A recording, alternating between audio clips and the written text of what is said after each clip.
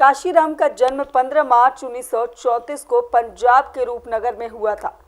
उनका दुर्भाग्य है कि उनकी विरासत के लोग सिर्फ मायावती तक समेट कर देखने लगते हैं, मगर काशीराम राजनेता नहीं, उनका बड़ा योगदान है सब आल्टर्न इतिहास के जरिए दलितों में विद्रोह की चेतना जगाना है। काशीराम दूसरे नेताओं की तरह सफ़ेद खादी कपड़े नहीं पहनते थे। संघर्ष के दिनों में सेकेंड हैंड बाजार से खरीदे पैंट, शर्ट और बाजार में सफारी सूट उनका पहनावा बना। दूसरे नेताओं से उनका ये फर्क सिर्फ कपड़ों तक नहीं था।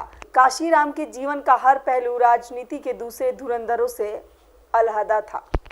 जाति के भेदभाव में गले तक डूबे समाज और नेता जहां जाति उन्मूलन की बात करते रहे, काशीराम ने खुलकर जाति की बात की, वो भी बड़े तल्ख तेवर के साथ। 1992 में राम मंदिर आंदोलन के समय बीजेपी जहां हिंदुत्व कार्ड खेल रही थी, काशीराम की बहुजन समाज पार्टी बहुत खुरदुरे तरीके से दलितों को समझ रही थी। उनकी अपनी बिरादरी से भी कोई मुख्यमंत्री बन सकता था, ऐसा मुख्यमंत्री जो किसी बड़े पावर ग्रुप का नाम मात्र चेहरा ना हो, अपनी ताकत और तेवर दिखाने वाला दलित नेता हो। 1995 में काशीराम इसमें कामयाब हो गए जब मायावती यूपी की मुख्यमंत्री बनी। हालांकि इन तेवरों को सही से आगे न ले जाने के चलते माया जिस तेजी से यूपी में आई, उसी तेजी से यूपी में सिर्फ एक जाति की नेता बनकर रह गई। दलित आंदोलन को देखते देखते सोशल इंजीनियरिंग बनकर रह गया।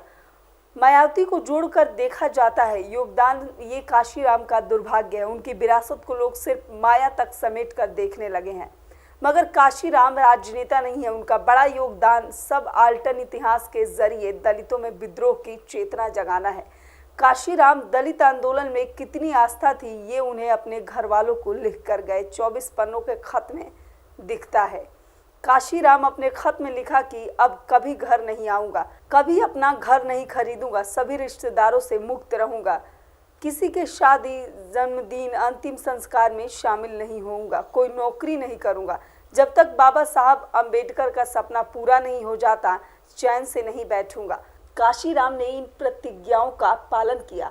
वह अपने पिता के अंतिम संस्कार में भी शामिल नहीं हुए। इसके अलावा काशीराम ने ज्योतिबा फुले, सावित्री बाई, झलकारी बाई और उदा देवी जैसे प्रतीकों को दलित चेतना का प्रतीक बनाया।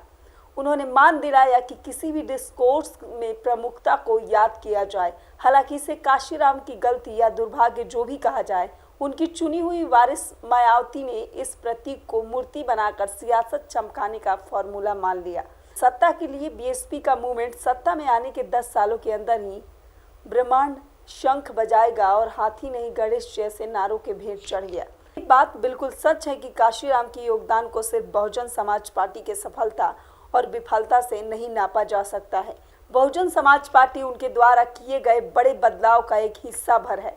फिर भी एक समय पंजाब, मध्य प्रदेश, बिहार, राजस्थान जैसे समूचे हिंदी पट्टी में तेजी से फैली यह पार्टी की गति 2 दशकों के अंदर ही सिमटती चली गई। अगर काशीराम आज देश की सियासत को देख रहे होते तो शायद बीएसपी को यही समझ रहे होते कि सामाजिक आंदोलन त्याग कर जिद के चलते इंजीनियरिंग के फॉर्मूले से नहीं।